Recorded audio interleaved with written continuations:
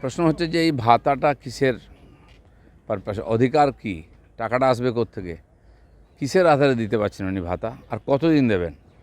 তারা তো চাকরি পেয়েছেন সারা জীবনের জন্য, 30 বছর 35 বছর চাকরি করবেন, ততদিন কি ভাতা থাকবে? নাকি মমতা ব্যানার্জি যতদিন থাকবেন ততদিন ভাতা থাকবে? আর যারা টিচার তারা কি দোষ করলেন? তারাও তো পড়াশোনা করে, তারা ভালো স্টুডেন্ট, বেশি পড়াশোনা করেছেন তাই টিচার হয়েছেন, তাদেরকে কেন ভাতা দেওয়া হচ্ছে না, সাজা দেওয়া হচ্ছে? এই প্রশ্নের উত্তর কে দেবে? আচ্ছা, বোলপুরে দুষ্কৃতীদের আক্রমণে গুরুতর আহত এবিভিপি দক্ষিণবঙ্গের রাজ্য সম্পাদক অনিরুদ্ধ সরকার। দেখুন, হিংসার পরিবেশ সারা পশ্চিমবাংলায় শুরু হয়ে গেছে, আর আইন শৃঙ্খলা বলে কিছু নেই। যারা এই ধরনের সমাজবিরোধী দুষ্কৃতি, তাদের মানে ভয় বলে কিছু নেই, কারণ সরকার নিজেকে বাঁচাতে ব্যস্ত, সমাজকে কে বাঁচাবে? সিন্ধু চুক্তি স্থগিত হলে কতটা চাপ সৃষ্টি হবে পাকিস্তানের উপর? সরকার যেটা করছে, এই ধরনের ডিপ্লোমেসি বা যে দেশ বেয়াড়া হয় তাকে আর টাইট দেওয়ার জন্য কিছু রাস্তা আছে। প্রথম ওই রকম তাদের সঙ্গে সম্পর্ক ছেদ করা, তাদেরকে ভাতে মারা এবং দেখিয়ে দেওয়া যে আমরা সহজে কিছু ছাড়বো না। এখন সবাই বলছে আক্রমণ করা, অনেক সাজেশন দিচ্ছেন, যুদ্ধ ইত্যাদি। যুদ্ধ দুনিয়াতে কেউ চাইছে না এখন, কিন্তু যে এই ধরনের দেশের সঙ্গে থাকা, পড়োশি এরকম হয় সবসময় আপনার বিপদ, আপনার ঝামেলা আছে, তাকে ধীরে ধীরে বুঝিয়ে দেওয়ার চেষ্টা করতে হবে। এটা হয়তো একটা স্টেপ, এরপরে আরও এগোবে সরকার। আচ্ছা, নিয়ন্ত্রণ রেখার বিভিন্ন জায়গায় বোমাবর্ষণ করছে পাকিস্তান ভয় পেয়ে এখন এগুলো করার চেষ্টা করছে নিজেকে বাঁচার জন্য। যেমন বিড়াল ভয় পেলে নিজেকে ফুলিয়ে নিয়ে দেখায় যে আমি খুব শক্তিশালী, সাপ ভয় পেলে কামড়ে দেয়। তো আজকে পাকিস্তান ভয় পেয়েছে বলে এই ধরনের ক্রিয়াকলাপ করছে, তাতে ওরই বিনাশ হবে আস্তে আস্তে।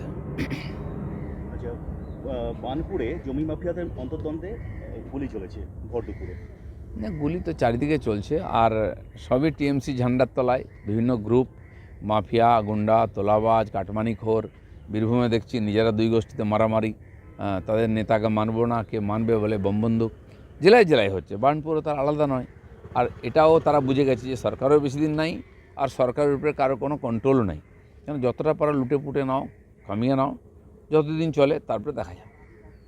আচ্ছা, ওয়াকফ সংশোধনী সম্পর্কে কেন্দ্রীয় সরকার হলফনামা দিয়েছে যে সরকারের কোনো ইচ্ছে নেই যে ধর্মীয় স্বাধীনতার হস্তক্ষেপ করে। না, প্রশ্নই নেই, ধর্মীয় স্বাধীনতা হস্তক্ষেপ করার কোনো প্রশ্ন নেই, সংবিধানেও সে অধিকার দেয়নি, আর মোদী সরকার সেটা করছেও না। ওয়াকফ প্রপার্টির নাম করে বা বোর্ডের নাম করে যে ধরনের লুটপাট আর দুর্নীতি চলছে, সেটা বন্ধ করার দরকার। আর যে উদ্দেশ্যে ওয়াকফ সম্পত্তি গরিব মুসলমান সমাজকে সাহায্য করার জন্য, সেটা যাতে সাহায্যটা ওরা পান, তাদের কাছে সেই সাহায্য পৌঁছে, সেই সমাজের যাতে উন্নতি হয়, সেই জন্য তার মধ্যে কিছু সংস্কার করা হয়েছে। বাকি যে কাজের উদ্দেশ্যে সেটা যাতে ভালো করা হয়, সেই জন্য সেটা হবেই। তা নাহলে এত প্রপার্টি দেখা যাচ্ছে 2014 সাল অবধি না কত ছিল, যা তার চেয়ে ডবল বেড়েছে এই বছরে। আসছে কোত্থেকে প্রপার্টি? এ তো পাকিস্তান বাংলাদেশ থেকে আসছে না, ভারতবর্ষের প্রপার্টিকে নিজের নামে করে নিচ্ছে।